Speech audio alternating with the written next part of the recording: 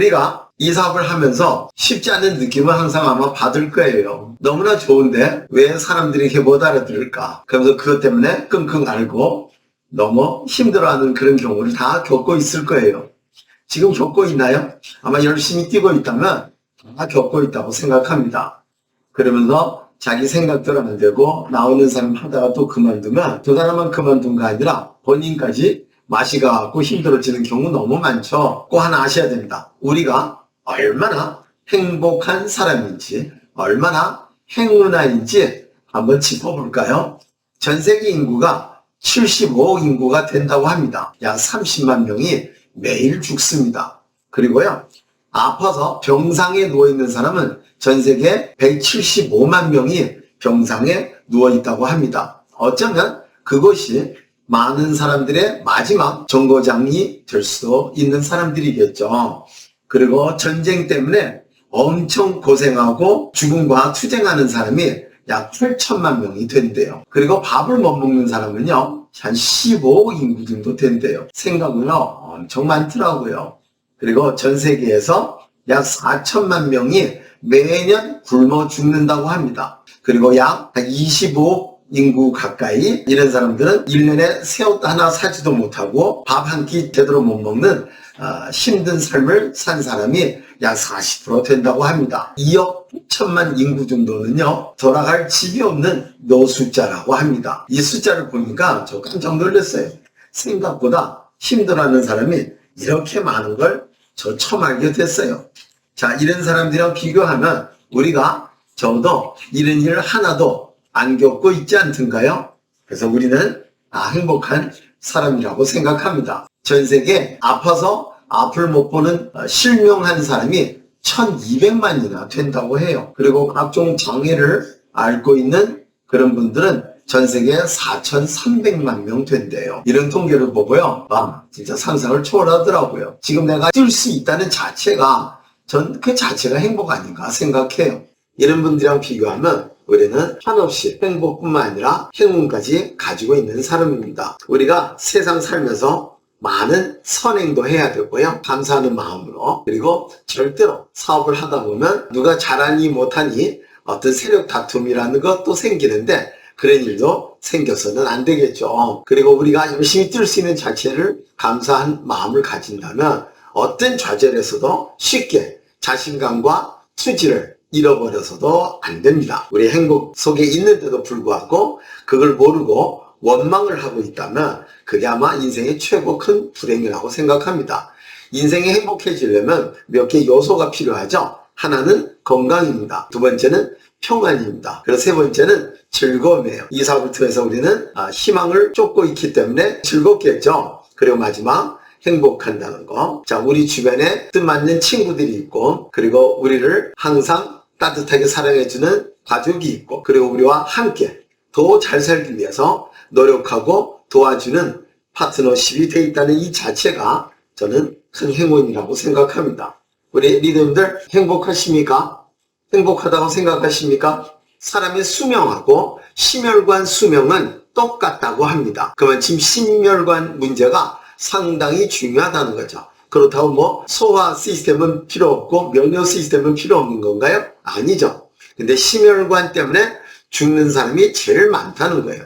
교통사고, 살인사건, 그리고 각종 병, 통틀어 심혈관 때문에 죽는 비율이 51%나 된다고 합니다. 자, 심혈관면 네 가지 높아서 그렇죠.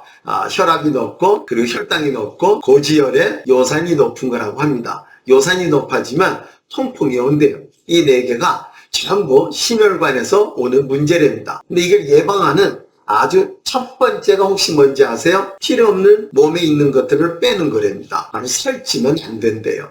살찌는 게 1순위로 제일 나쁘대요. 그러면 살 안 찌려면 뭘 줄여야 될까요? 소고기, 돼지고기를 먹지 말아야 될까요? 그거는 오히려 괜찮고요. 밀가루하고 하얀 쌀밥, 이 두 개가요, 제일 심각하다고 하더라고요.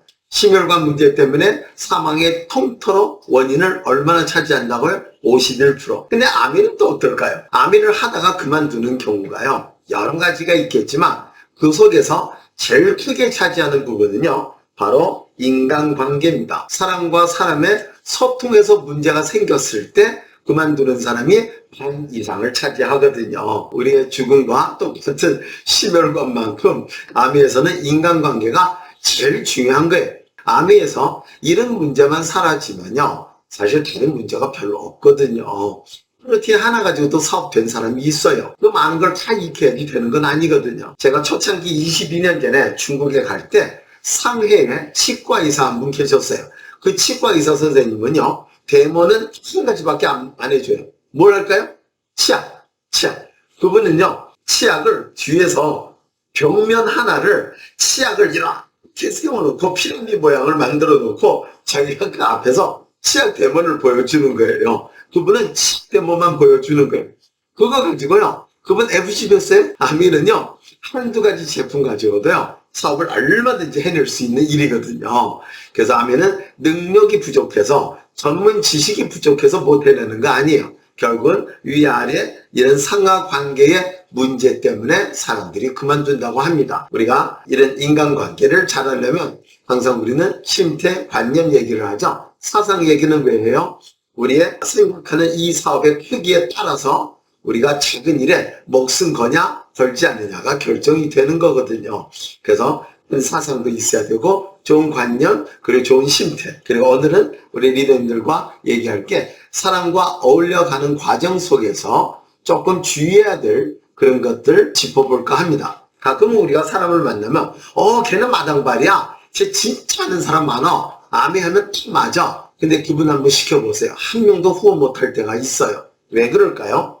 첫 번째, 내가 충분히 우수한 사람이 돼 있지 않는다면 내가 아는 사람이 아무리 많아도 별 의미 없어요. 어쩌면 내 이름 세 글자가 내가 소위 안다는 그 대단한 사람 전화부책에 하나의 이름만 기재된 그 정도밖에 안 될 수가 있으세요.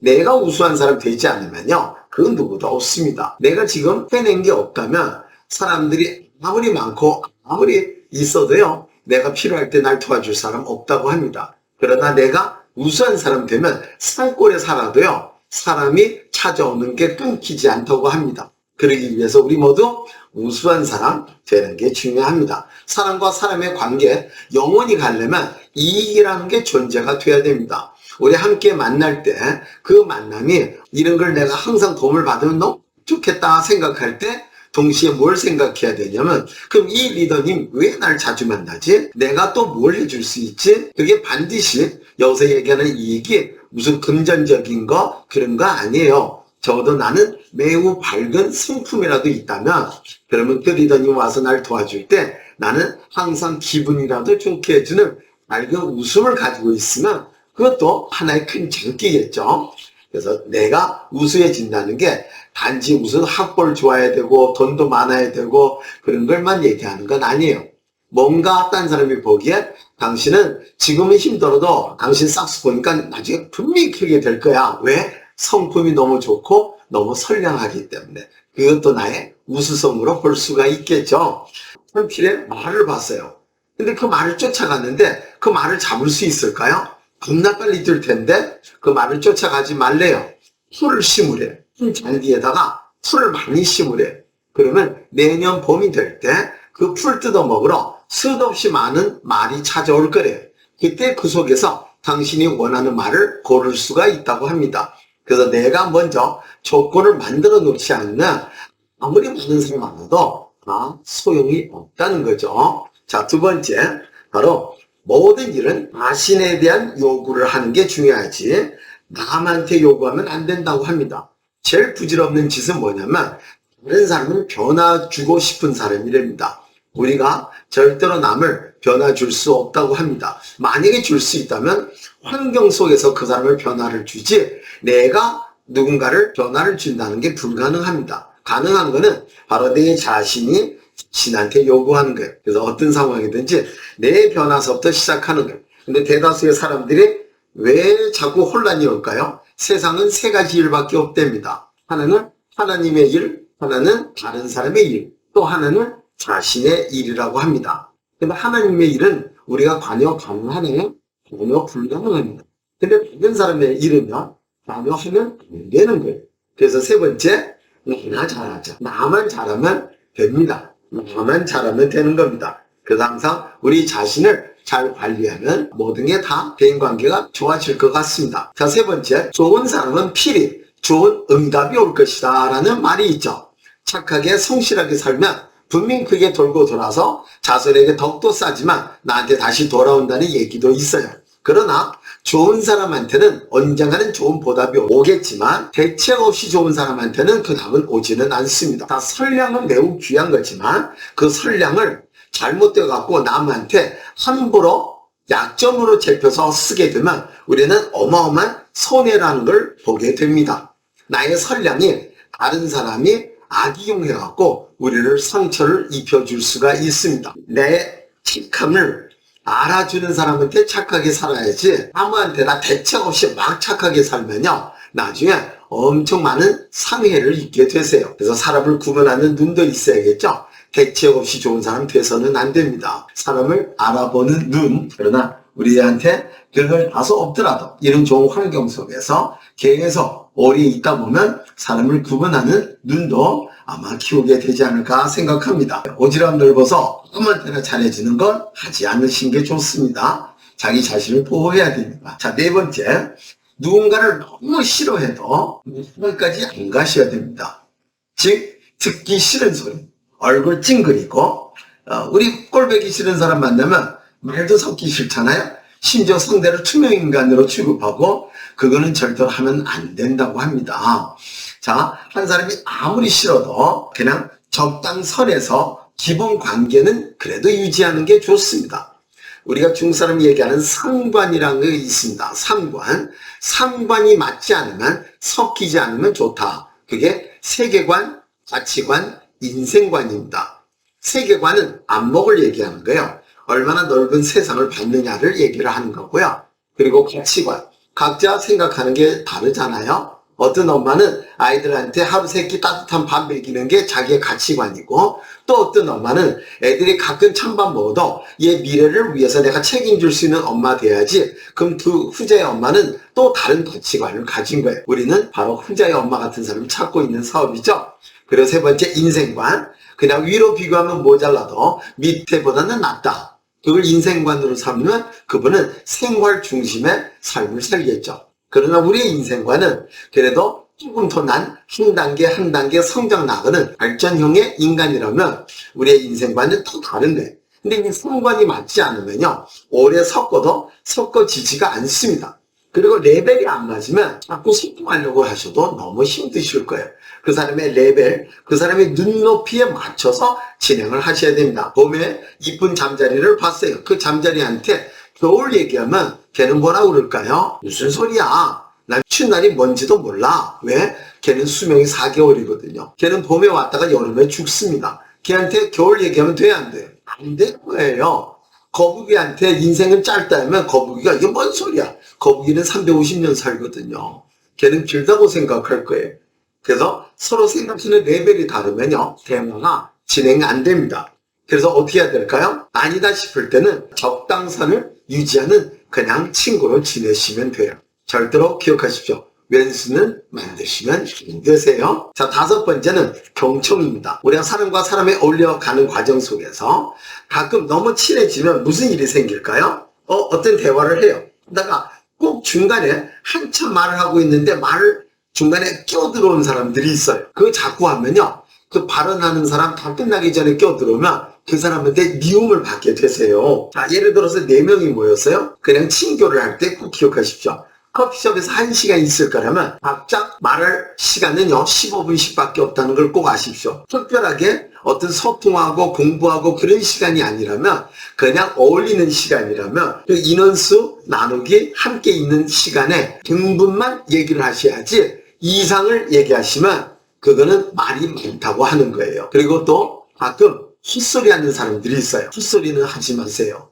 헛소리 해놓고 본인도 내가 뭔 소리 했지 그런 경우를 보거든요. 그런 소리는 안 하시면 좋습니다. 입만 열면 제가 가슴 떨리게 하는 분이 계세요. 그분이 리더님 제가 이 말을 해야 될지 안 해야 될지 잘 모르겠는데 저 바로 얘기해요. 하지 마시라고. 자, 경청을 하게 되면 무슨 장점이 있을까요? 소통은 분명히 더 잘 됩니다. 그리고 오해라는 일이 감소가 됩니다. 왜? 말이 많으면 실수가 생기거든요. 근데 듣는데 실수가 왜 생겨요? 그래서 오해 소지도 전혀 생기지가 않죠. 그리고 듣는 걸 많이 하다 보면요. 입장 바꿔 생각해보는 일을 잘하게 되고요. 남을 이해하는 일도 잘하게 됩니다. 자, 우리가 아멘을 하다 보니까 피는 빨리 못 가도 는 게 하나 있어요. 말은 잘해. 말을 잘해. 근데 우리가 말을 너무 잘하면요. 충동은 생길 거예요. 들어주는 사람은 아마 생길 거예요. 그러나 우리가 말을 잘 들은 사람 되면요. 우리한테 절친한 친구가 생기게 될 것입니다.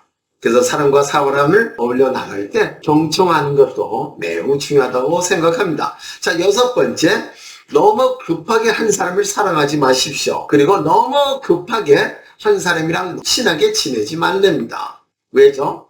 누군가가 너무 다정다감하게 빨리 다가올 때는요. 분명히 어떤 목적 의식이 있다고 합니다. 자, 우리가 아멘을 하는데 사람한테 지나치게 다정하게 하죠. 진짜 이게 좋은 기회를 주러 가지만 근데 대다수 일은 그렇지는 않대요. 그래서 오랜만에 친구가 전화 오면요. 보험 아니면 다단계래잖아요. 아멘같이 좋은 거 어디 있어요. 그렇죠? 우리는 남한테 구걸하는 사업 아니라 도와주는 사업이고 더 나가서 사람을 살피는 사업 아닌가요? 근데 사람들은 일단 그렇게 생각하겠죠. 그리고 우리도 누군가를 만날 때 이런 기본적인 경각심을 조금 가지고 있으셔야 됩니다. 자, 10배의 속도로 빨리 나한테 다가온 사람을 꼭 주의하십시오. 어느 날 그 사람이 10배 이상의 빠른 속도로 또 사라질 수도 있으세요. 그래서 너무 급하게 알아올리는 것은 좋지 않다는 뜻이겠죠. 자, 7번째. 사람과 사람끼리 어울리다 보면 질 수는 있어요. 다투도 절대로 최후에 악한 말은 안 하는 거예요. 부부싸움 하다가 평생 힘들게 사는 경우가 있어요. 그게 어떨 때가요? 바로 극한 말을 했을 때예요. 극한 말. 아이고, 내가 눈이 멀었지. 당신 같은 놈한테 내가 시집을 왔으니 이런 말 하면 돼, 안 돼요? 신랑이 거기서 질 수가 없죠. 아이고, 당신이 눈 먼 걸 몰랐네. 이제 알았네. 또 이래갖고요. 그러면 어떻게 되는 거예요? 이 싸움은 끝이가 없어요.